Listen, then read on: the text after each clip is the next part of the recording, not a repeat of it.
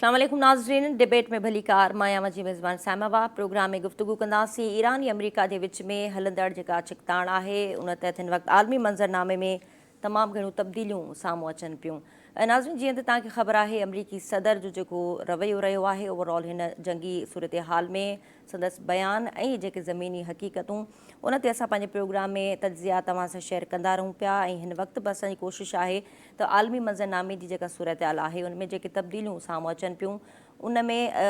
मुस्तक़बिल में छा थियणु वञे पियो उन ते बि रोशनी विझंदासीं। अॼोके प्रोग्राम में गुफ़्तगू कंदासीं नाज़रीन अमरीका ऐं ईरान जे विच में जेको ॻाल्हियुनि जो ॿियो दौरु आहे उहो हिन वक़्तु ताईं डेडलॉक जो शिकार आहे ऐं का पेशरफ़्त साम्हूं न पई अचे। तोड़े जो ईरान पारां अमरीका खे तजवीज़ूं बि ॾिनियूं वयूं आहिनि त स्ट्रेट ऑफ हॉर्मुज़ खोलियो ऐं जंग खे ख़तमु कयो, पर अमरीकी सदर इन बाबति ख़ुशि नज़र न पियो अचे। जीअं त CNN अॼु रिपोर्ट बि कयो आहे त अमरीकी सदर इन मामले ते को मुस्बत पेशरफ़्त न पियो ॾिए, छो त हिन वक़्तु ईरान पारां जेको जोहरी प्रोग्राम आहे उन ते ॻाल्हाइण जे हवाले सां राज़ी नज़र न पियो अचे। ऐं ईरान इहो ई चयो आहे त फ़िलहालु इन ॿिनि मामलनि ते ॻाल्हाइजे ऐं पहिरीं इन्हनि ॿिनि इशूज़ खे सॉर्ट आउट कजे त पोइ नेक्स्ट फेज़ में जेको जोहरी प्रोग्राम आहे उन ते ॻाल्हाए वठंदासीं। पर हिन वक़्तु नाज़रीन जीअं त अमरीका मुख़्तलिफ़ वक़्तनि ते पंहिंजी कामयाबी जूं दावाऊं कंदो रहे पियो ऐं हिन वक़्तु बि अमरीका जो इहो ई चवणु आहे त ईरान तमामु घणी मुश्किल में आहे, ईरानी क़यादत मुश्किल में आहे, को फ़ैसिलो न पई करे सघे। हिन वक़्तु बि अमरीकी नाणे वारो वज़ीर आहे स्कॉट बेसेंट, उनजो इहो चवणु आहे त ईरान जे अंदरि जेको तेल आहे उहो हाणे ख़तमु थियणु वञे पियो। थोरो जो ईरानी जेका पैदावार आहे जेको तेल कढण जो उनजो जेका सनत आहे उहा हाणे ख़तमु थियणु वञे पई। ऐं हिन वक़्तु जेको ईरान जे अंदरि जेके ईरानी एयरलाइंस आहिनि उनखे जेके कंपनियूं सहकार कनि पियूं या उन्हनि सां जेके उन्हनि जा मुआहिदा आहिनि उन्हनि कंपनियुनि ते अमरीका पाबंदी बि लॻाए सघे थो, उन ख़बरदार कयो आहे। अच्छा, इन खां अलावा नाज़रीन जीअं त स्ट्रेट ऑफ हॉर्मुज़ बंदि आहे ऐं अमरीकी नाकाबंदी आहे, बंदरगाहुनि ते ब्लॉकेट जी सूरत हाल बि आहे, त हिन वक़्तु जेके आलमी सूरत हाल आहे उनमें जेके तेल जो जेको क्राइसिस आहे, जेको एनर्जी क्राइसिस आहे उहो तमामु शिदत अख़्तियार करे वञे पियो। ऐं इन ॾस में हिकिड़ी तमामु अहम पेशरफ़्त बि थी आहे जे तहत UAE पारां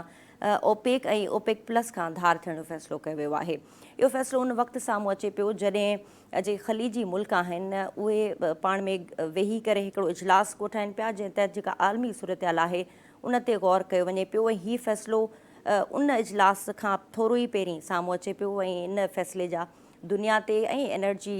जेको सेक्टर आहे उन ते छा उन जा असर थींदा उनखे अॼु प्रोग्राम में डिस्कस कंदासीं। ऐं ईरानी ऐं अमरीका जे फ़ैसिले जे हवाले सां ॻाल्हियुनि जे ॿिए दौर जे हवाले सां बि डिस्कस कंदासीं त उहो कहिड़े वक़्त में आहे ऐं कहिड़े वक़्त में थियणु वञे पियो। हिन वक़्तु ॻाल्हियुनि जो जेको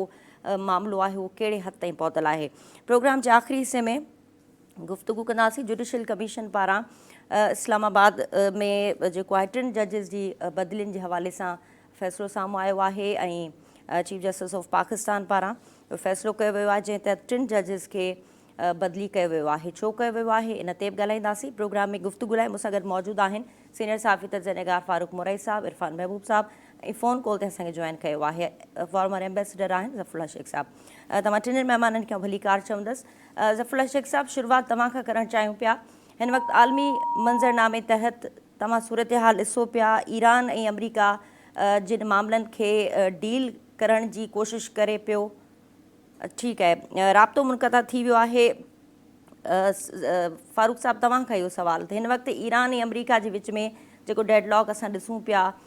ॿिए पासे अमरीका जूं दावाऊं त ईरान हाणे तमामु सोढ़ो थियणु वञे पियो ऐं तेल बि ख़तमु थियणु वञे पियो ऐं शायदि कुझु वक़्त में ईरान सरेंडर बि करे, त तव्हां अमरीकी सदर जी इन दावा खे कीअं पिया ॾिसो ऐं जेके ज़मीनी हक़ीक़तूं आहिनि ऐं ईरानी क़यादत जा जेके बयान आहिनि उनखे कीअं पिया ॾिसो? जी बिल्कुलु, जेको आहे हींअर जेको आहे ॻाल्हियुनि जो जेको दौरु ॿियो दौरु शुरू कोन थियो आहे, लेकिन जेके हिक ॿिए खे जेको आहे अमरीका ऐं ईरान जेके पेश पिया कनि, जेको साल्स माने पाकिस्तान जे ज़रिए जेके पंहिंजे पेश कनि पिया था, उन में जेको आहे हींअर इहा ॻाल्हि क्लियर तौर ते ज़ाहिर थी आहे त भई ॿ मसइला आहिनि इन में। हिकिड़ो ईरान जो जोहरी प्रोग्राम, ॿियो आबनाए हुरमत खे खोलण जो। हाणे जेको आहे ईरान जेका इहा शर्त हई आहे त भाउ जेको आहे सो मां आबनाए हुरमत खोलण जे लाइ तयारु आहियां, सिर्फ़ु जेको जोहरी प्रोग्राम आहे उहो आईंदह जेके मुज़ाकरात थियनि उन जे लाइ उन ते रखियो वञे, फ़िलहालु उनखे न छेड़ियो वञे। उन खां पोइ जेको आहे ॿिन्ही धुरियुनि जो हाणे आख़िरी जेको इहो आहे फाइनल जेको इहो हले पियो थो जेको आहे। लेकिन इन में जेको आहे सो ॾिठो वञे त भई जेको आहे सो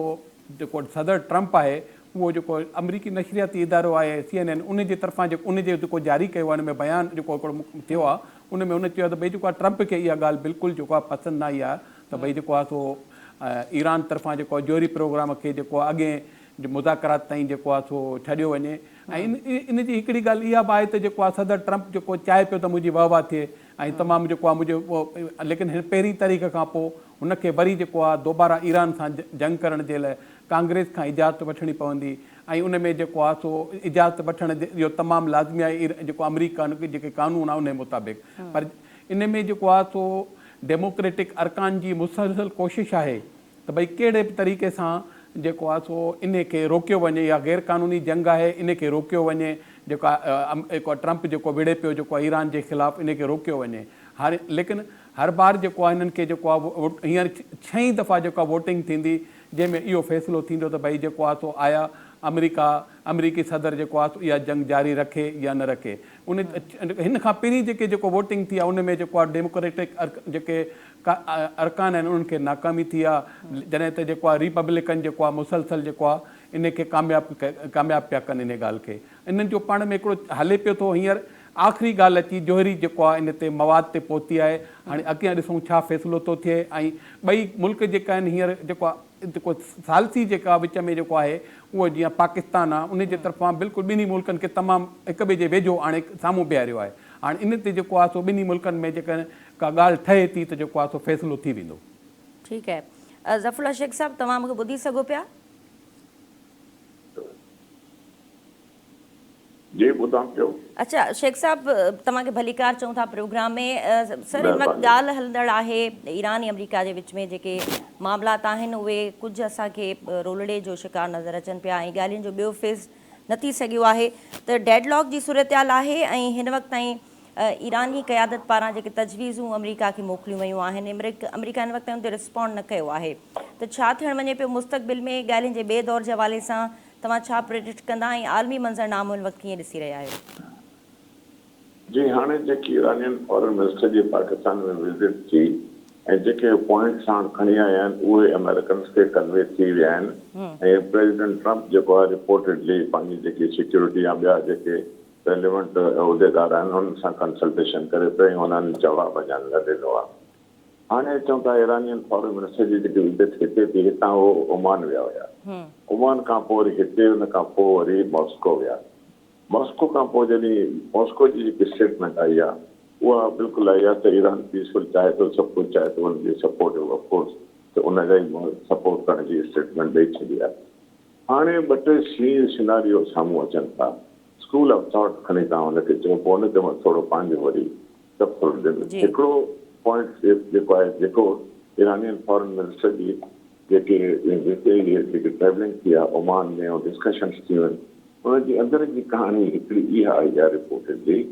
त उन ईरान थो चए त गल्फ स्टेट्स जेके आहिनि असां उन्हनि ते न को अटैक कंदासीं न को असां का शइ कंदासीं ऐं न असां उन्हनि खे जेको आहे उन्हनि सां विढ़ण बि चाहियूं था सभिनी लाइ पर उनजो शर्त इहो आहे त उहो अमेरिकन जा अॾा ख़तमु कनि ऐं अमेरिकन जा अॾा उते जेके फैसिलिटी अमेरिकन खे ॾियनि था उहे उनखे न ॾियनि हाणे इन में रिपोर्टेडली इहो थियो आहे त UAE न करे छॾी आहे जीअं मां उहो चवंदा असां US जे चवण ते कंदासीं कोविड बि न करे छॾी आहे अहिड़ी तरह मुंहिंजो ख़्यालु आहे कि बहरीन बि न करे छॾी आहे जेको आहे सऊदी अरेबिया चुप आहे उन कुझु न चयो आहे अहिड़ी तरह हाणे ईरान जो जेको नओं प्रपोज़ल जेको गल्फ खे ॾिनो वियो आहे त असां जंग न कंदासीं मुस्लमान मुल्क आहियूं तव्हां बि न कयो मां बि बसि हिनखे अमेरिकन खां तव्हां जान छॾायो अच्छा नंबर 1 इहो चवनि ॿी ॻाल्हि जेकी हाणे पुटिन जी स्टेटमेंट आई आहे हिकु कल्ह मुलाक़ात थी आहे उहा बि जेकी आहे ईरान जी सपोर्टिव आहे ऐं उहो चाहिनि था त ईरान बि चाहे थो ॿ जेके इम्पोर्टेंट इशूज़ आहिनि हलनि था पिया स्ट्रेट ऑफ हॉर्मुज़ ऐं हो स्ट्रेट ऑफ हॉर्मुज़ सभु खे थोरो इहो आहे यूरोपी जेकी सॼी यूरोप जा कंट्रीज़ आहिनि उहे पाण उनजी पेरिस में लंडन में वॾी मीटिंग थी आहे उनजे नेवल कमांड उते बि उहो चाहिनि था त अहिड़ो को पहरो हुजे अहिड़ो को यानी उनखे हिकिड़ो ठाहियो वञे सिस्टम जिते इहा ब्लॉकेट ख़तमु थिए पर प्रेज़ेंट रहे ऐं उहो प्रेज़ेंट ईअं हुजे त उनजी अखि हुजे उन्हनि ते जेके बि स्ट्रेट ऑफ हॉर्मुज़ जेकॾहिं खोलियो वञे त उन में उहे जहाज़ जेके अचनि वञनि था सभु कुझु कनि था त उनजी सिक्योरिटी हुजणु खपे ऐं हिकिड़े क़िस्म जो हाई सीज़ में उनजी हिकिड़ी पुलिसमैन वारो कमु थींदो त उनखे भउ आहे ट्रस्ट न आहे त थी सघे थो इरानियंस उनखे हेठि बि कनि ऐं उते माइंड्स बि आहिनि ऐं उहो माइंड्स बि क्लियर करणु चाहिनि था। ॿियो वरी इहो आहे जेको रिपोर्ट मिली आहे कॉन्फ्रेंस में जेको डिस्कस थियो आहे हिकिड़ी आख़िरी लंडन में हुई हुननि जी हुन में 30 खनि मुल्क जेके आहिनि उहे जेके उन्हनि पार्टिसिपेट कयो आहे वरी हुन खां पहिरियों पेरिस में हुई। अमेरिकन्स जेके आहिनि टी वरी थ्योरी इहा आहे जेकी चई थी वञे त ट्रम्प जेको आहे हिन वॉर जो सोल्यूशन नथो चाहे त सॼो ड्रामा थो करे। पाकिस्तान विच में आहे पाकिस्तान त मीडिएटर आहे कोई नुक़सानु कोन्हे असां त हेल्प था कयूं फैसिलिटेटर आहे हुनखे बि चऊं था त पीस ॾियो वञो छो जो अल्टीमेटली इफेक्ट थींदो त उहो चवनि था त ट्रम्प का ॻाल्हि मञे को नथो ऐं न मञींदो ऐं आख़िरकार वरी जंग कंदो जंग करे ईरान खे तबाह कंदो। This is another school of thought जेको हले थो। चौथी ॻाल्हि इहा आहे त ट्रम्प जी विज़िट आहे चाइना जी। ट्रम्प कॾहिं बि ब्लॉकेट ख़तमु न कंदो। ईरान जो इलाही तेल जेको आहे उहो चाइना वेंदो आहे चाइना ॾाढो सफ़र कंदो जेको तेल बंदि थी वियो आहे त ऐं अमेरिकन छो चाइनीज़ जी वरी पाण में फ्रिक्शन आहे। ट्रम्प वञे थो हाणे चाइना उते वञी हिकिड़ी आहे हिन जी बार्गेनिंग चिप आहे उते वेही ॻाल्हाईंदो ते जेकी ईरानियंस चवनि था त टोटल ब्लॉकेट ख़तमु कयो इहो कॾहिं बि ब्लॉकेट ख़तमु न कंदो इहो मुंहिंजो ख़्यालु आहे may be I am wrong. उहो उते ईरानियन उते वेंदो चाइना उते ॻाल्हाईंदो उन्हनि जी ॾे वठी जो इलाही हैकिंग पॉइंट्स थींदियूं छो जो हिन सॼे सिनारियो में चाइना ईरान जो सपोर्टर आहे ऐं इहे सभु शयूं ईरान खे बि हाणे ईरान खे बि तकलीफ़ आहे ॾाढी चाइना खे ॾाढी तकलीफ़ आहे ॿियनि कंट्रीज़ खे हुन तॾहिं चवंदा आहिनि न सुखनि जे पोयां आला बि सुख आहे त कुझु इलाही कंट्रीज़ वीचारा खामखां मरनि था पिया। टियों जेको आहे जेको हाणे चए था मुंहिंजे दोस्त ॿुधायो त ट्रम्प चवंदो त तेल ख़तमु थी वियो फलां इहे सभु जेके आहिनि इहे पब्लिक स्टेटमेंट्स आहिनि त चवण जो मक़सदु इहो आहे त हीउ हाणे सॼो जेको गुचो पियो आहे त इहो हिन मां सॼो ज़ाहिर थो थिए त अमेरिकन्स नथा चाहिनि त इहो जेको आहे सिलसिलो ख़तमु थिए ऐं लिबनान वारो बि नथा चाहिनि छो जो हुते हुनजो 5 नंबर पॉइंट इहा आहे त जेको ग्रेटर इसराइल ऐं अब्राहम अकॉर्ड ऐं वग़ैरह वग़ैरह 80 खां सिलसिलो आहे उहो उनजे प्रोजेक्ट खे हिट थो करे छो जो उहो चाहिनि था त इसराइल जेको आहे हिन एरिया में वॾो थिए ऐं उहो इहे बि चाहिनि था त साउथ ऑफ लेबनान मां काफ़ी हिसो कटे उन ते बि कब्ज़ो कयूं ऐं गाज़ा बि वठूं टेरिटोरियल एरिया असांखे तमामु वॾी मिले आख़िरकार 2 स्टेट सोल्यूशन्स थींदियूं पैलेस्टाइन बि ठहंदी पर 1967 खां अरब इसराइल वॉर हले थी पई हिन मथे ख़तमु न थी आहे हुनजो पहिरियों सबबु इहो जेको आहे इसराइल खे रिकॉग्नाइज़ कराइजे डी जोरे रिकॉग्नाइज़ कराइजे यूनाइटेड नेशंस में उन खां पोइ हिन खे इन में हमास जॾहिं अटैक कयो इसराइल ते जेकी तमामु वॾी मिस्टेक की अच्छा ज़फ़रुल्लाह शेख साहब जीअं तव्हां ज़िक्र कयो त अमरीकी सदर ब्लॉकेट ख़तमु कोन कंदो ऐं सूरत-हाल ईअं ई रहंदी ऐं हिकु पब्लिक स्टेटमेंट्स आहिनि इहे सॼियूं त पोइ सॉल्यूशन छा आहे ईरान अचे पियो अमरीकी सदर ऐं कहिड़े ग्राउंड ते उनजी सदर शी जिनपिंग सां मुलाक़ात थींदी त मामिलो हल कीअं थींदो वे फॉरवर्ड तव्हांखे छा थो नज़र अचे? वे फॉरवर्ड जेको इलाही एनालिस्ट जेके आहिनि पंहिंजो सोचनि था पर मुंहिंजी सोच इहा आहे त इन में काफ़ी जेसि ताईं जेको मेन जेको रीज़न आहे ईरान जेकॾहिं न्यूक्लियर जे लाइ जेको चए थो त मां वेपन न ठाहींदुसि तयारु आहिनि सभु कुझु आहिनि NPT जो सिग्नेटरी बि आहे पर उहो जेको हुते 400 किलोग्राम पियो आहे उहो चवंदा असां न ॾींदासीं ऐं उहो चवनि था त असां तव्हांखे न्यूक्लियर खनि न ॾींदासीं छो जो इहो 400 किलोग्राम जेको पियो आहे कम से कम 8 एटॉमिक बम ठही सघनि था यानी जेको आहे रिपोर्टेडली त उहो चवनि था इहा शइ हिते डरे हाणे हिते डरे ईरान जी स्टेटमेंट थिए थी असां न ॾींदासीं कंहिंखे असां पंहिंजो रेटेलिएट कंदासीं असां हीअं कंदासीं हूअं कंदासीं ओवरऑल जेकॾहिं ॾिठो वञे त ईरान जो ॾाढो नुक़सानु थींदो जेकॾहिं जंग कंटिन्यू कयो त तबाही नुक़सानु थी ईंदी ईरान जी ईंदी हुननि ॾिसो न हमास ईअं ज़िद ॿधो जॾहिं हमास हुनजा 100 माण्हू ॿधा हुया हुनजे करे हुनजो इहे माण्हू वापसि ॾियो न त जंग कंदासीं हुन चयो असां वापसि न ॾींदासीं। पोइ उनजो रिज़ल्ट वञी छा थियो, हाणे चिथे छॾियो हुननि जी, जेल वञी छॾियो हुननि जी, हुन में मुस्लमाननि जो नुक़सानु थियो, हमास बि काफ़ी उन ख़तमु थी वई, हुनखे टेरिटरी बि थी हुन सॼो मोहन जो दड़ो बणाए छॾियो। मूंखे भउ थो थिए अलाह रहम करे अहिड़ी सिचुएशन, ऐं मूंखे लॻे थो कि हिन वॉर खे ख़तमु कोन कंदा। ठीकु आहे। ज़ुल्फ़कार ज़फ़रुल्ला शेख साहब, तव्हां असां सां लाइन ते ई रहिजो। ॿियनि महिमाननि खां बि सवाल करणु चाहियूं पिया। इरफान साहब, तव्हां ज़फ़रुल्ला शेख साहब जो तजियो ॿुधो ऐं तमामु उन्हनि जी नज़र आहे हिननि सॼनि मामलनि ते। उहे चवनि पिया त जंग ख़तमु कोन थींदी। अमरीकी सदर जी जेके स्टेट्समैन ऐं हिन वक़्तु जेको ग्राउंड आहे अमरीका ऐं ईरान जे विच में छिकताण वधण जी ॻाल्हि कनि पिया। तव्हां छा थो लॻे? वॾी महिरबानी। ज़फ़रुल्ला साहिबु क़ाबिल एतिराम आहिनि ऐं यकीन हुननि जो तजुर्बो आहे, तजुर्बे जी बुनियाद ते हुननि ॻाल्हि कई आहे जंहिंजो असीं एतिराम कयूं था ऐं घणी हद ताईं उनखे असीं दुरुस्त तस्लीम बि कयूं था। मुंहिंजी नज़र में ईरान ऐं अमेरिका जे विच में जेके ॻाल्हियुनि जो पहिरियों राउंड थियो, वरी सेकेंड राउंड थियणो हो, उन खां पोइ अमेरिका जेका नाकाबंदी कई, इते डेडलॉक पैदा थी वियो त भई ॻाल्हियुनि जो जेको ॿियो मरहलो आहे तॾहिं शुरू थींदो जॾहिं ईरानी बंदरगाहनि जी नाकाबंदी ख़तमु थींदी। मां मुख़्तलिफ़ वक़्तनि ते इहो अर्ज़ु रखी चुको आहियां त अमेरिका जो ख़्यालु आहे, सदर ट्रंप जो ख़्यालु आहे त हू जेकॾहिं ईरान जे बंदरगाहनि जी नाकाबंदी कंदो त ईरान मुआशी तौर ते कमज़ोर थींदो, छो जो हुन जूं जेके ख़्वाहिशूं आहिनि या हुन जा जेके मुतालबा आहिनि उहे एॾा सवला कोन आहिनि जो ईरान उन्हनि खे वनो वन तस्लीम करे छॾे। 2015 वारो बि जेको मुआहिदो थियो हो उन में बि न्यूक्लियर प्रोग्राम महदूद कयो हो। ईरान मुकमिल तौर ते ईअं कोन हुयो त यूरेनियम खणी उन्हनि खे ॾेई छॾे, जीअं ज़फ़रुल्ला साहिबु ॻाल्हि कई।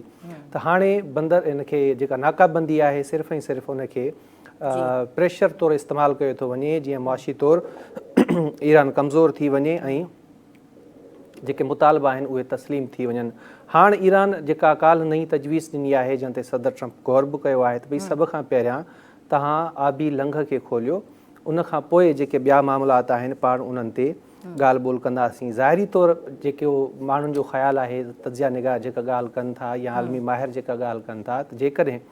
सदर ट्रंप ईरान जी इहा नाकाबंदी ख़तमु करे थो त पोइ सदर ट्रंप वटि ॿियो को अहिड़ो हथियार आहे ई कोन जंहिंसां हू ईरान खे प्रेशराइज़ करे छॾे सघे। छो जो ईरान जी जेका सिचुएशन आहे त हम तो डूबे हैं सनम तुझे भी ले डूबेंगे, त हो त मरण मारण जे लाइ तयारु आहिनि। 40 ॾींहं जंग थी, केॾो नुक़सानु हिननि जो थियो, उन खां पहिरियां हुननि जो केॾो नुक़सानु थी चुको आहे। त जीअं शेख साहब ॿुधायो त ईरान इन मामले ते राज़ी कोन्हे। सो जेकॾहिं नाकाबंदी ख़तमु थी वञे त सदर ट्रंप वटि इहो जेको प्रेशर वारो कार्ड आहे उहो ख़तमु थी वेंदो। हा, ॿियूं जेके कुझु तब्दीलियूं पाण खे ॾिसण वटां मिलनि पियूं। पहिरियां जेको धमकियुनि वारो रवैयो हो सदर ट्रंप जो, उहो पाण ॾिसूं था चेंज थी वियो आहे। अॼु जेका मुख़्तसिर हुन ॻाल्हि ॿोल कई आहे उन में बि हुन नीचो ॾेखारण जी कोशिशि कई आहे ईरान खे, पर धमकियुनि वारी ॿोली कोन्हे। चए थो त ईराननि असांखे ॿुधायो आहे त असीं मुकमिल तौर ते तबाह थी चुका आहियूं ऐं जेके तजवीज़ूं ईरान ॾिनियूं आहिनि उन्हनि जो ज़िक्र बि कयो अथई, पर उन ते अञा को जवाबु न ॾिनो अथई त ईरान जी जेका तजवीज़ आहे हू उन ते अमल करे पियो न पियो करे। हा, मुख़्तलिफ़ जेके आलमी मीडिया जा इदारा आहिनि उहे ज़रूरु रिपोर्ट कनि पिया त इहे तजवीज़ूं अमेरिका खे पसंदि कोन आयूं आहिनि। अच्छा, हाणे हिकिड़े पासे पाण ॾिसूं पिया त ईरानी बंदरगाहनि जी नाकाबंदी आहे ऐं सदर ट्रंप जी हिकिड़ी कोशिशि आहे त इन ते अञा जेको मुआशी दबाव आहे उहो वधाइजे ईरान ते। ॿिए पासे वरी पाण ॾिसूं था त हाणे जेका ताज़ी डेवलपमेंट थी आहे ईरान ऐं पाकिस्तान जे विच में, त ईरान पाकिस्तान जी बंदरगाह बि इस्तेमालु करे सघे थो ऐं 6 जेके ज़मीनी रस्ता आहिनि उहे बि पाकिस्तान खोले छॾिया आहिनि ईरान जे लाइ, ऐं उहो बि हिन सिचुएशन में। त ज़ाहिरी ॻाल्हि आहे त इन जी बि एतमाद में ज़रूरु वरितो वियो हूंदो अमेरिका खे या जेके ॿिया मुल्क आहिनि। ईअं त हाणे पाकिस्तान एॾी वॾी जेको आहे सो फ़ैसिलो नथो करे सघे जेको सऊं सिधो पाण खणी चऊं, जेकॾहिं मुआशी तौर ते हल्को फुल्को सघारो करे थो ईरान खे। सो मुंहिंजो ख़्यालु आहे त इहा जेका हिकिड़ी प्रेशर वारी हिकमत अमली अख़्तियार कई, मुआशी तौर ते कमज़ोर करण वारी, नाकाबंदी वारी, त मुमकिन आहे त हीअ जेके पाकिस्तान जा फ़ैसिला आहिनि उन सां इहे जेके मामलात आहिनि कुझु न कुझु रिकवर थी वञनि। ॿी हिकिड़ी ॻाल्हि इहा आहे त मां सम्झां थो इहो बि मुमकिन आहे त हिन वक़्तु सदर ट्रंप फेस सेविंग ॻोल्हींदो हुजे त को अहिड़ो रस्तो कढां जो मूंखे फेस सेविंग मिली वञे ऐं हिन मामले मां आराम सां निकिरी वञा। मूंखे नथो लॻे त सदर ट्रंप ॿीहर जंग वारे पासे वेंदो। जंग नुक़सानकार आहे ईरान जे लाइ बि त अमेरिका जे लाइ बि, ख़ासि तौर ते सदर ट्रंप जी हिन वक़्तु जेका मुखालफ़त थिए पई अमेरिका जे अंदरि, वरी मिड टर्म में हुन जूं इलेक्शन्स बि आहिनि, कांग्रेस खां मंज़ूरी बि नाहे वरिती वई, ऐं जेके मुख़्तलिफ़ क़िस्म जा उते माण्हू आहिनि या जेके सियासी अॻवान आहिनि जेके हुन ते तनक़ीद कनि पिया, मां नथो सम्झां त सदर ट्रंप ॿीहर जंग वारे पासे वेंदो। हा, इहो ज़रूरु आहे त हिकिड़ो मुआहिदो थींदो, अॼु थिए सुभाणे थिए परीं थिए, ऐं उहो मुआहिदो बि 2015 में जेको ओबामा मुआहिदो कयो उन जो ई तसलसुल थी सघे थो। ऐं नथो लॻे त कंहिं बि सूरत में ईरान गिवअप कंदो न्यूक्लियर प्रोग्राम तां या मिज़ाइल टेक्नोलॉजी तां या ड्रोन टेक्नोलॉजी तां, या वरी उन जा जेके अमेरिका जा प्रॉक्सीस जे हवाले सां ईरान खां मुतालबा आहिनि। सो फेस सेविंग हिन वक़्तु ॻोल्हण जे चकर में आहे सदर ट्रंप, ऐं बज़ाहिर ईअं लॻे थो त हू हिकिड़ी बंदि घिटीअ में फासी वियो आहे। सो हाणे ॾिसूं था त उहो रस्तो कॾहिं थो सदर ट्रंप खे मिले ऐं कहिड़े तरीक़े सां हू इन मां निकिरे थो, जंहिंसां इहो हुनजो जेको तासुर हू डेवलप कंदो आयो आहे त मूं ईरान खे शिकस्त ॾेई छॾी आहे ऐं पंहिंजी सोभ जो ऐलान बि करे, ऐं सो कॉल्ड जंहिंखे हू बिग डील चवे थो उहा बि हुनखे मिले ऐं हुनजी ववा बि थी वञे। सही। अच्छा फारूक साहब, तव्हां खां पुछणु चाहियूं पिया, हिन वक़्तु जेको ही तमामु अहम फ़ैसिलो साम्हूं अचे पियो UAE पारां, जंहिंमें ओपेक ऐं ओपेक प्लस खां धार थियण जो फ़ैसिलो कयो वियो आहे। हिन वक़्तु जिते जंगी सूरत हाल आहे दुनिया अंदरि, इन फ़ैसिले खे तव्हां कीअं ॾिसो पिया ऐं ओवरऑल दुनिया जी मैशत ते इन जो कहिड़ो असरु पवंदो? हा, बिल्कुलु इहो तव्हां ॾिसो त जेको इहो हिकिड़ो तमामु हिकिड़ो वॾो ऐं अहम फ़ैसिलो आहे जेको आहे अॼु जीअं ई जेको आहे ख़ालिजी ताउन काउंसिल जो इजलास शुरू थियो आहे जिदे में, उन खां कुझु देरि पहिरियां जेको आहे सो UAE तरफ़ां जेको आहे सो इन खां ओपेक ऐं ओपेक प्लस खां जेको आहे धार थियण जो ऐलान कयो वियो। इहा हिकिड़ो वॾो फ़ैसिलो आहे। इन में जेको आहे जेको उन्हनि जो जेको आयो आहे पंहिंजो हिकिड़ो बयानु आयो आहे त उन में इहो आहे त भई जेको आहे हाणे असां जेको आहे जेको ज़ाहिर आहे ओपेक छा आहे, ओपेक जो जेको सरबराह जेको उनजो सदाईं जेको रहियो आहे उहो सऊदी अरब रहियो आहे। हिननि जा पाण में तव्हांखे ख़बर आहे थोरा सा तालुकात जेको आहे सऊदी ऐं UAE जा पाण में जेको आहे ठीकु न आहिनि, जेको आहे अंदरूनी तौर ते हिननि जा शदीद इख़्तिलाफ़ात आहिनि। ठीकु आहे, अमेरिका विच में ज़रूरु आहे, लेकिन जेको आहे सऊदी अरब जो हिकिड़ो पंहिंजो जेको विच में इन्हनि जा पाण में जेको आहे थियल आहे जेको आहे कशीदगी आहे, त हुन इन कशीदगीअ जे मद्देनज़र जेको आहे हिन UAE पाण खे जेको आहे अलॻि करे छॾियो आहे। उन खां हुन UAE जो चवणु इहो आहे त भई जेको आहे असां हींअर पंहिंजे ओपेक खां हटी पंहिंजे जेके दोस्त मुल्क आहिनि या जेके असांजी हेल्प कनि था उन्हनि आज़ादु पॉलिसीअ तौरु असां उन्हनि खे तेल ॾींदासीं ऐं उन्हनि सां असां ताउन कंदासीं। इहो जेको आहे सो जेको आहे इन जो UAE जो फ़ैसिलो आहे। बहरहाल जेको आहे हींअर जेको ख़लीज ताउन काउंसिल जो इजलास आहे जिदे में, उन में थी सघे थो मज़ीद इन ते जेका पाण में जेको आहे हिननि जी ॻाल्हि ॿोल थिए। अच्छा ज़फ़रुल्ला शेख साहब, हिन वक़्तु UAE पारां तमामु अहम फ़ैसिलो, जीअं फ़ारूक मुरई साहब बि हिन ते रोशनी विधी, हिन वक़्तु तमामु इहो वॾो फ़ैसिलो आहे, तोड़े जो जंगी सूरत हाल आहे। ओपेक ऐं ओपेक प्लस खां ॿाहिरि निकिरणु UAE जे तरफ़ां इहो केॾो वॾो फ़ैसिलो आहे ऐं इन जा असर कीअं ॾिसो पिया मैशत ते ऐं जेको एनर्जी क्राइसिस आहे हिन वक़्तु? मुंहिंजो ख़्यालु आहे त GCC जो जेको इजलास आहे इन में हिननि जा पाण में काफ़ी दरार पइजी चुका आहिनि। हीअ जेको UAE जो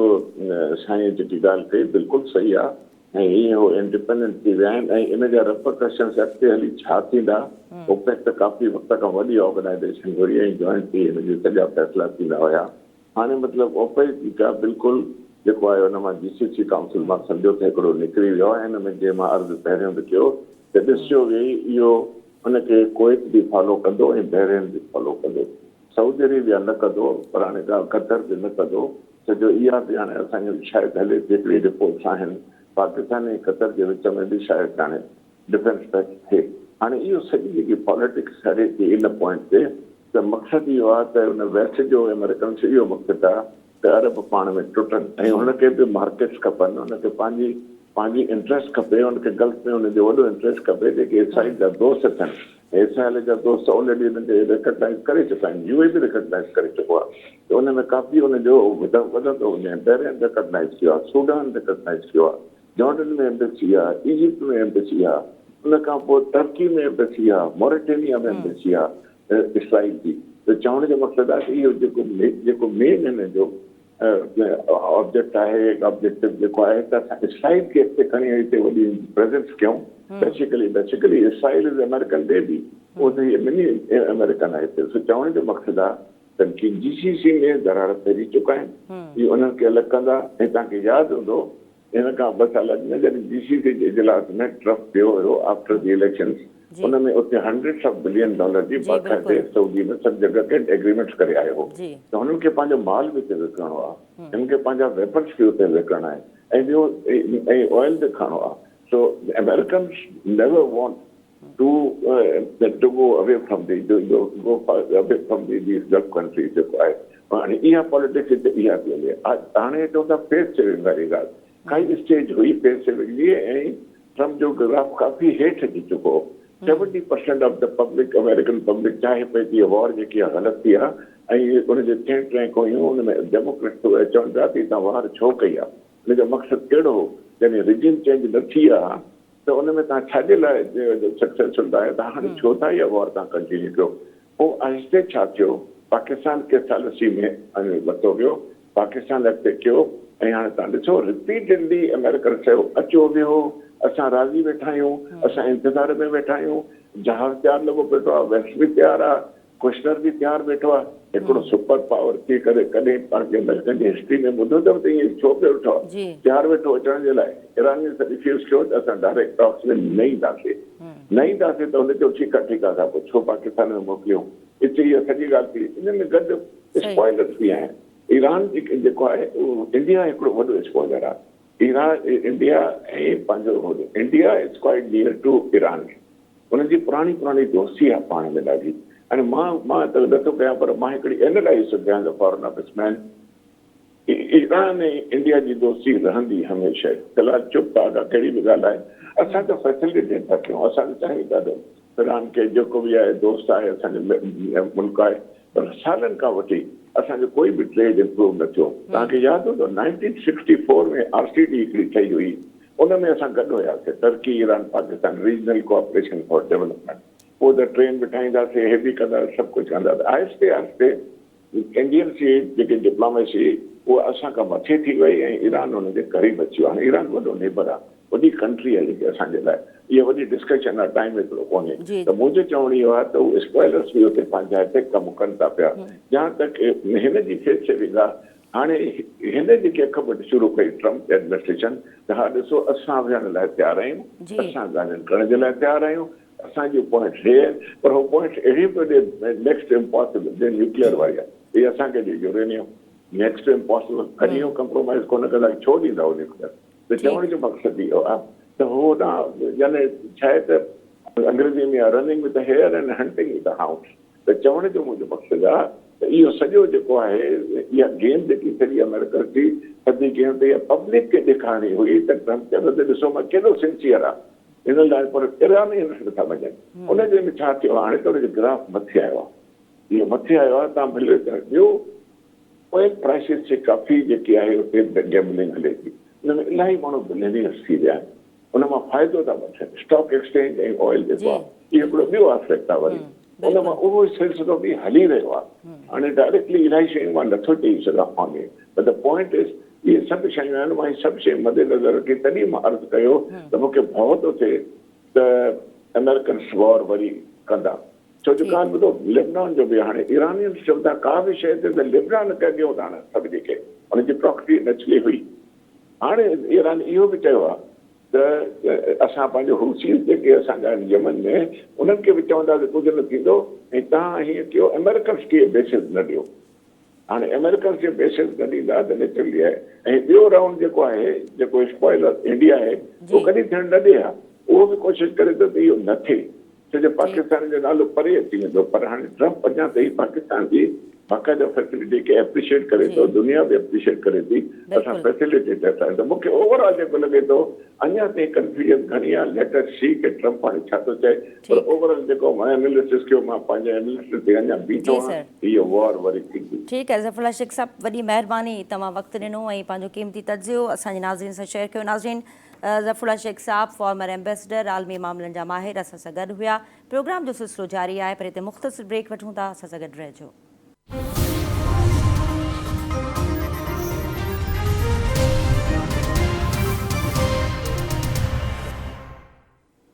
वेलकम बैक नाज़रीन डिबेट में गुफ्तगू हलंदड़ आहे ईरान ऐं अमरीका जे हवाले सां जेके मामला हिन वक़्तु हलंदड़ आहिनि उन ते महिमाननि खां तजियो वठण जो सिलसिलो जारी आहे फारूक साहब खां सवाल कयूं था सर हिन वक़्तु जेका सूरत हाल तव्हां ॾिसो पिया अमरीकी नाणे वारे वज़ीर जो बयानु त ईरान जेको आहे उहो शदीद जेको आहे उहो मसइलनि जो शिकार थियणु वञे पियो तेल जी किल्लत पैदा थियण वारी आहे ऐं जेका उनजी तेल जी सनत आहे उहा बि बंदि थियणु वञे पई सो इन बयान ऐं इन दावा खे तव्हां कीअं पिया ॾिसो बिल्कुलु जेको आहे वज़ीर ख़ज़ाना जेको आहे अमेरिकन जेको आहे उहो चए थो त भई जेको आहे ईरान में पेट्रोल जी किल्लत थियण वारी आहे, छो जो जॾहिं असां हुनजी बहिरी नाकाबंदी कंदासीं त हुनजा तेल जा जेके खूह आहिनि उहे बंदि थी वेंदा, जंहिंजे करे जेको आहे सो इहो जेको आहे सो सभिनी खां वॾो जेको अलमियो थींदो ईरान जे लाइ, छो जो ईरान बिल्कुलु जेको आहे सो जॾहिं की हुनजा खूह बंदि थींदा त लाज़मी ॻाल्हि हिकिड़ो दफ़ो बंदि थियण खां पोइ वॾो टाइम लॻंदो आहे उनखे जेको आहे खोलण में। जॾहिं त जेको आहे सो ईरान जो जेको अमरीकी वज़ीर ख़ारजा आहे मार्को रूबियो, उहो चए थो त भई जेको आबनाए हुर्मुज़ जी का पाबंदी आहे, जेको ईरान जेको आहे उनखे जेको आहे सो एटमी हथियार मुआशी एटमी हथियार जे तौर ते इस्तेमालु पियो थो करे। ऐं हू चए थो त जेको आहे सो असां जेको आहे सो जोहरी प्रोग्राम खे एजेंडे में शामिलु किए बग़ैर जेको आहे सो अॻिते न वधंदासीं। ऐं हीअ चए थो भई जेको आहे सो जेकॾहिं इहा सूरत हाल आहे, ईरान इहो सम्झे थो त भई जेको असां आबनाए हुर्मुज़ बंदि करे ऐं जेको आहे फ़ख़्रु महसूसु पिया कयूं त जेको आहे सो इहो जेकॾहिं हुनखे एटमी हथियार मिली विया त पोइ उहो उनजो हशर छा थींदो, माना ईरान जेको आहे छा मज़ीद छा थो करे सघे, माना उनखे इहो ख़तरु जेको ज़ाहिर कयो आहे। ऐं ॿिए पासे जेको आहे ईरान जो नाइब वज़ीर दिफ़ा जेको आहे उहो चए थो जेको त असां कानूनी ऐं जेको आहे गैर कानूनी जेके शराइतूं आहिनि इन जूं अमरीका जूं उहे असांखे क़बूल कोन्हनि के। ऐं हुननि इहो बि चयो त भई जेको आहे सो अमरीका हींअर असांजे मथां पंहिंजी जेको आहे जेको छा चवंदा आहिनि पॉलिसीज़ मुसलत करण जी पोज़ीशन में न आहे। ऐं हींअर असां जेको आहे सो अमरीका खे बि सम्झूं था, अमरीका खे जेकॾहिं जेको बि कुझु करिणो आहे उहो करे, लेकिन जेको आहे असां पंहिंजे जेको आहे इन्हनि ॻाल्हियुनि सां बिल्कुलु न हटंदासीं। जी इरफान साहब, तव्हां छा चवणु चाहींदो? ॾिसो हाणे बयानबाज़ी जी हद ताईं ॻाल्हियूं ठीकु आहिनि, उहो चवंदा आहिनि दिलि के बहलाने को ग़ालिब, चलो ये ख़्याल बि अच्छा है। भरे सदर ट्रंप या मार्को रूबियो चवनि त ईरान बहरान जो शिकार आहे, वटनि एतिरा ॾोकड़ कोन आहिनि जो हू पुलिस या फ़ौज खे पघारूं ॾियनि, ऐं शायदि हुननि जो ख़्यालु आहे त ईरानी बंदरगाहनि जी नाकाबंदी खां पोइ का अहिड़ी सूरत हाल पैदा थी वेंदी, पैसे जो बहरान थी वेंदो, पैसनि जी अदायगी न करे सघंदा वग़ैरह वग़ैरह, ऐं मामला ख़राब थी वेंदा या घरू वेड़ शुरू थी वेंदी, जंहिंजी कोशिशि अॻु में बि सदर ट्रंप कराए चुको आहे, उनजो एतिराफ़ बि हू करे चुको आहे, पर उन में उन्हनि खे नाकामी नसीब थी। हाणे जेका सिचुएशन आहे पाण ड्रगे माज़ी खे छॾियूं था, पर 40 ॾींहंनि जो पाण जेकॾहिं तज़ियो वठूं या ईरान जा जेके अंदरूनी मामला आहिनि उन्हनि जो पाण मुशाहिदो कयूं त इन जंग खां पहिरियां तव्हांखे यादि हूंदो त जेका करंट रिजीम आहे ईरान जी, उनजे ख़िलाफ़ु केतिरा एहतजाज थिया ऐं केॾे वॾे पैमाने ते उहे एहतजाज थींदा हुआ। हिकिड़ी चङी ख़ासी मुखालफ़त हुई मौजूदा रिजीम जी, पर जीअं ई सदर ट्रंप उन्हनि ते ईरान ते हमिलो कयो त पोइ तव्हां ॾिठो त हिकिड़ो एके ऐं बदीअ जो असांखे हिकिड़ो शानदार ऐं ज़बरदस्त मिसाल मिलियो जेको अॼु सूधो क़ाइमु आहे। सो मूंखे नथो लॻे त जेकॾहिं ईरान 2-3-5-6 महीननि जूं पघारूं न ॾेई सघियो पंहिंजे फ़ौज खे, पुलिस खे, त उहो को हथियार फिटा करे ऐं हली वेंदी। ॿी असांखे हिकिड़ी ॻाल्हि न विसारणु खपे त भई ॿ वॾियूं आलमी मुआशी ताक़तूं आहिनि जेके ईरान सां गॾु बीठियूं आहिनि। नंबर 1 चाइना ऐं नंबर 2 ते आहे रूस। सो चाइना ऐं रूस ज़ाहिरी ॻाल्हि आहे त अहिड़ी कंडीशन में ईरान खे क़तई तौरु न छॾींदा जेके हिन सूरत हाल में बि खुली करे ईरान जी हिमायत कनि था। ऐं इन जंग जे विच में तव्हां ॾिसो केतिरी हुनखे लॉजिस्टिक सपोर्ट ॾिनी वई या टेक्निकली सपोर्ट ॾिनी वई, ऐं ॿिया खोड़ सारा मामलात आहिनि जिन में ईरान ऐं रूस जी हिमायत हासिलु रही आहे ईरान खे। सो हिन कंडीशन में बि मां नथो भायां त चाइना या रूस ईरान मां हथ पटींदा। ॿियो इहो आहे त जेका बिज़नेस जी जीअं सवेर बि मूं ॻाल्हि कई त भई हाणे त ईरान पाकिस्तान जी बंदरगाह बि इस्तेमालु करे थो सघे ऐं 6 ज़मीनी रूट आहिनि जेके खोलिया विया आहिनि पाकिस्तान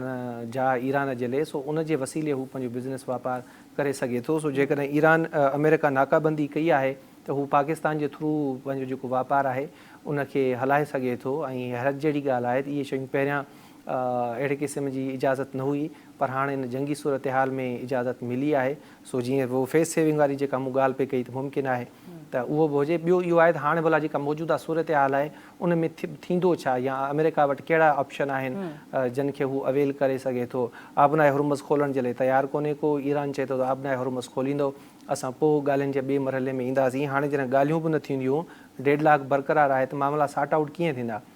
या त जेको स्टेटस को आहे उहो बरक़रार रहे, यानी जेको जिते आहे उते सही आहे, जंगबंदी बि बरक़रार रहे, ईरान हुर्मुज़ बंदि कयो वेठो हुजे, ईरान बि नाकाबंदी कयो वेठो हुजे, ऐं इहे जेको पैगामनि जी ॾे वठि आहे इहा हलंदी रहे जेसिताईं को रस्तो निकिरे। या त हिकिड़ो इहो हल आहे पोइ हाणे उहो 6 महीननि में निकिरे, साल में निकिरे या कॾहिं बि निकिरे, छो जो हिन जेका मौजूदु आहे अमेरिका जी इंतिज़ामिया आहे इन जो वरी कमु करण जो तरीक़ेकार बि चेंज आहे। माज़ी में पाण ॾिसूं था त अमेरिका जो को बि अहिड़ो सदर न रहियो आहे जंहिं डायरेक्ट सही सिधी ईरान सां जंग कई हुजे। 2015 में बि जेको मुआहिदो थियो ओबामा वारो, उन में बि डिप्लोमेसी प्लस मुआहिदो बाद में थियो, पर हिते छा आहे बदतरीन पाबंदियूं ऐं मैक्सिमम प्रेशर डेवलप करिणो आहे ईरान ते। सो हिन रजीम जो तरीक़ेकार अलॻि आहे ऐं ईरान जी जेका पंहिंजी सकाफ़त आहे, जेको कल्चर आहे, उहो साॻियो बरक़रार रहंदो पियो अचे। सो जेका हिकिड़ी ख़्वाहिश आहे अमेरिका जी सदर ट्रंप जी त ईरान को 100% सरेंडर कंदो, शिकस्त तस्लीम कंदो, त इहा शइ थींदे कोन पिया ॾिसूं। सो या स्टेटस को मेंटेन रहे या वरी सदर ट्रंप वापसि जंग में हलियो वञे subject to the approval of Congress, जेका ख़बर न आहे त छा पोज़ीशन आहे, अप्रूवल मिलंदी या न मिलंदी, पर इन सां पोइ बि सदर ट्रंप जो पंहिंजो जेको गिराफ़ आहे उहो कमज़ोर थींदो ऐं जंग जी सूरत में जेके नतीजा निकिरणा आहिनि उहो दुनिया उनखे बर्दाश्त न करे सघंदी। तमामु ख़तरनाक जेके नतीजा आहिनि उहे निकिरंदा। हाणे ॾिसूं जंग बंदी बरक़रार आहे, रुगो आबनाए हुरमस बंदि आहे, त पाकिस्तान में ई 400 रुपए जे लॻभॻि पेट्रोल थी वियो आहे। लोड शेडिंग असां वटि वधी वई आहे, गैस कोन थी मिले। असीं किथे वेठा आहियूं, साउथ एशिया में वेठा आहियूं, मिडल ईस्ट जी जंग आहे, त असां वटि बिजली जी डिघी लोड शेडिंग थी वई आहे, न गैस थो प्रॉपर अचे न तेल थो प्रॉपर अचे। सो अहिड़ी जंग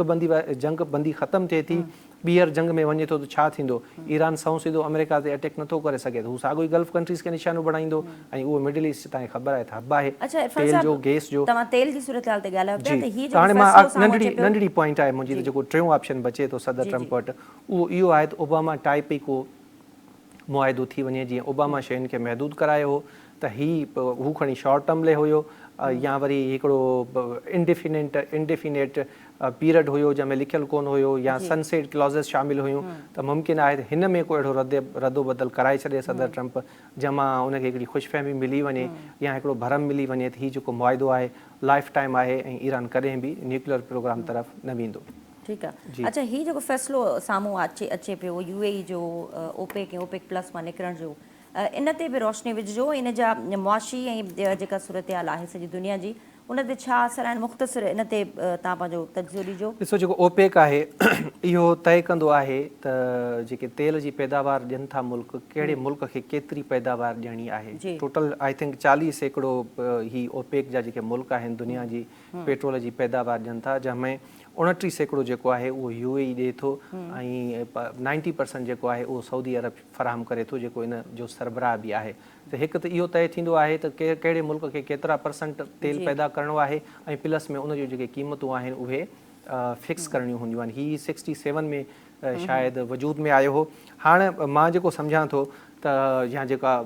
हिन जी यूएई जी गवर्नमेंट बयानु ॾिनो आहे त हू चाहिनि था त तेल जी पैदावार में हुननि जी हिकिड़ी ख़ुदि मुख़्तार पॉलिसी हुजे ऐं आज़ादु पॉलिसी हुजे। त ज़ाहिरी ॻाल्हि आहे त पहिरियां कोटा फिक्स थी, हाणे जॾहिं हू निकिरी विया त हू पंहिंजी पैदावार वधाईंदा, हाणे शायदि 30% कनि या 30 खां बि वधीक वञनि। त ज़ाहिरी ॻाल्हि आहे जॾहिं पैदावार प्लस थींदी त इनकम बि प्लस थींदी ऐं हू पंहिंजी मर्ज़ी मुताबिक़ आलमी मंडीअ में जेके शयूं आहिनि उहे पहुचाए सघंदा, ख़ासि तौर ते तेल पहुचाए सघंदा। हाणे ज़ाहिरी ॻाल्हि आहे त हिकिड़ो ऑलरेडी ग्रुप ठहियलु आहे, हिकिड़ो उन मां एग्ज़िस्ट करे थो ऐं उहो जॾहिं नई सिर मंडीअ में ईंदो त जेको आलमी मंडीअ में जेको तेल जी क़ीमतनि जो मामिलो आहे उहो हेठि मथे थी सघे थो। यूएई खे पाण ॾिसूं था त फ़िलहालु इन में फ़ाइदो आहे। बाक़ी बुनियादी कारण जेकॾहिं पाण ॻोल्हियूं त शेख साहब बि ॿुधायो वियो, मोराई साहब बि ॿुधायो वियो त हिननि जा ऑलरेडी पाण में इख़्तिलाफ़ आहिनि ऐं इख़्तिलाफ़ जी बुनियाद ते इहे शयूं अलॻि थियूं आहिनि ऐं घणे भाङे इहो इम्कानु आहे त जेके ॿिया मुल्क आहिनि उहे बि ईअं थींदा। बल्कि सवली ॿोली में मां चवां त आख़िर फना 67 में इहो ग्रुप ठहियो आहे त इहो केतिरो हलंदो, त हेठि उनखे ख़तमु थियणो आहे, हर शइ जी पुॼाणी हूंदी आहे। त हाणे वरी आलमी मंडी में तेल जी पैदावार वारो जेको मामिलो आहे उहो हिकिड़ी नई पोज़ीशन वठे पियो या उनजी जेका हालत आहे उहा तब्दील थिए थी। सो ॾिसूं त वेझे मुस्तक़बिल में इहा सूरत हाल बिल्कुलु इन जो ज़रूरु को अल्टरनेटिव प्लेटफॉर्म ठहंदो ऐं इहे जेके सभु मुल्क आहिनि उहे कहिड़े तरीक़े सां इताद ठहंदा या पोइ इंडिविजुअली हिन सॼे मामलनि खे ऑपरेट कंदा। प्रोग्राम जे हिन सेमिनार जी गुफ़्तगू कंदासीं। Judicial commission Islamabad high court जे 3 जजिस जी बदिली करे छॾी आहे ऐं इहो फ़ैसिलो इतफ़ाक़ी राय सां थियो आहे। त इरफान साहब, तव्हां ॿुधाइजो हीउ फ़ैसिलो छो कयो वियो ऐं इन जी वजह छा हुई? ॾिसो, सॼी दुनिया में जजिस जूं मुक़ररियूं बि थींदियूं आहिनि, बदिलियूं बि थींदियूं आहिनि, ट्रांसफ़र बि थींदा आहिनि, हिकिड़ी कोर्ट खां ॿी कोर्ट में वेंदा आहिनि, पर उन जा वरी मुख़्तलिफ़ कारण हूंदा आहिनि। जिते जजिस जी खोट हूंदी आहे त ॿी कोर्ट मां खणी उते पहुचाईंदा आहिनि। पाकिस्तान में बदकिस्मतीअ सां पाण ॾिसूं था शुरू खां वठी जेका अदालती तारीख़ आहे या जजिस आहे उन्हनि खे तकरारी बणाइण जी कोशिशि थींदी रही आहे ऐं कंहिं हद तक उन कोशिश में इहे कामयाब बि विया आहिनि, बल्कि कुझु उन में सचायूं बि आहिनि जिन ते पाण कोन था ॻाल्हायूं। तुंहिंजो जज मुंहिंजो जज असां वटि पुराणी रवायत आहे ख़ान साहब जी हुकूमत में। इहा ई जेका गवर्नमेंट थी इन्हनि ई एहतिजाज कया सुप्रीम कोर्ट जे ॿाहिरियों ऐं फलाणा जेके जजिस आहिनि उन्हनि ते एतिराज़ वारिया, फलाणो चीफ जस्टिस ते, फलाणो चीफ जस्टिस न थिए। बहरहाल पहिरियां हिकिड़ो ख़ुदकार सिस्टम हुयो अदालत जो, उन खां पोइ 26-27 जेके तरमीमूं आयूं उन ते बि काफ़ी सारा रिज़र्वेशन्स आहिनि अपोज़िशन जमायतुनि खे ऐं उहे पेंडिंग आहिनि बिफोर कोर्ट ऑफ लॉ। हिन ॻाल्हि ते जेकॾहिं पाण अचूं त जीअं मूं चयो त ठीकु आहे बदिली थींदी रहंदी आहे, पर हिते पाण खे थोरो वक़्तु नोट करण जी ज़रूरत आहे त कहिड़े वक़्त ते इहा शइ कई वई ऐं कहिड़नि जजिस खे कयो वियो जंहिंजे बारे में ऑलरेडी हिकिड़ो तासुर पाण वटि मौजूदु आहे। अॼु हिकिड़े केस जी ॿुधणी थी आहे, जस्टिस मोहसिन अख्तर कियानी साहब उन जी हायरिंग कई आहे। अच्छा, पहिरियां मां ॿुधायां त जस्टिस मोहसिन अख्तर कियानी, जस्टिस समन ऐं बाबर सत्तार साहब, इन्हनि टिनी खे जेको आहे सो बदिली कयो वियो आहे। जस्टिस समन खे कयो वियो आहे सिंध हाई कोर्ट में, बाबर सत्तार साहब खे पिशावर में ऐं जस्टिस मोहसिन अख्तर साहब खे लाहौर जी हाई कोर्ट में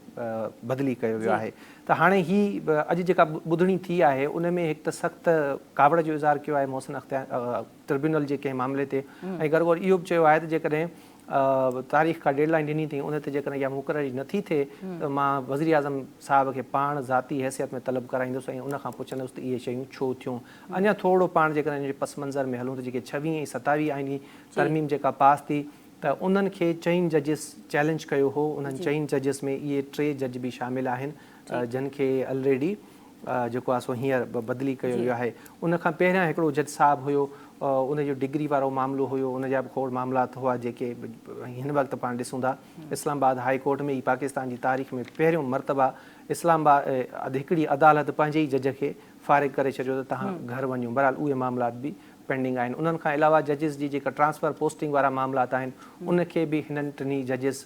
चैलेंज कयो आहे। सवली ॿोली में पाण चई सघूं था त हुकूमत जा जेके फ़ैसिला आहिनि या जेको नओं इंफ्रास्ट्रक्चर हिकिड़ो ढांचो मुतारिफ़ कराए वियो अदालत जो, उन ढांचे खां या हुकूमत जे पॉलिसियुनि खां, अदालत बाबति पॉलिसियुनि खां इहे जेके जज साहब हुआ या आहिनि इहे ख़ुशि कोन हुआ या इन्हनि खे रिज़र्वेशन्स हुआ, इन्हनि खे इख़्तिलाफ़ हुआ ऐं हिननि जा पाण में ट्रसल पाण ॾिसंदा पिया रहियासीं, हलंदा पिया आया। इस्लामाबाद हाई कोर्ट जो चीफ जस्टिस बि चेंज थी वियो ऐं सीनियरिटी ते काफ़ी सारो मसइलो थियो। मोहसिन अख्तर कियानी साहब खे चीफ जस्टिस थियणो हो, पर हिकिड़ो ॿाहिरियां जस्टिस साहब आंदो वियो, उनखे चीफ जस्टिस बणायो वियो ऐं हाणे बि 2nd नंबर ते सीनियरिटी लिस्ट ते उहे हुआ। पर हाणे जॾहिं वरी ॿी अदालत में वेंदा त उतां जी जेका सीनियरिटी आहे आख़िरी नंबर वञी उन्हनि जो बीहंदो। सो सवाल ऐं ख़दशा ज़रूरु मौजूदु आहिनि ऐं उथी रहिया आहिनि ऐं उहे वैलिड बि आहिनि। शायदि सिचुएशन अहिड़ी आहे या पस मंज़र अहिड़ो रहियो आहे। बाक़ी पाकिस्तान जी पाण तारीख़ ॾिसूं था अदालती, उन में इहे शयूं थींदियूं रहियूं आहिनि। बाक़ी हाणे सवालनि जा जेके जवाब आहिनि उहे पाण वक़्त ते छॾियूं था, छो जो अदालती मामिलो आहे, इन ते सफ़ा खुली करे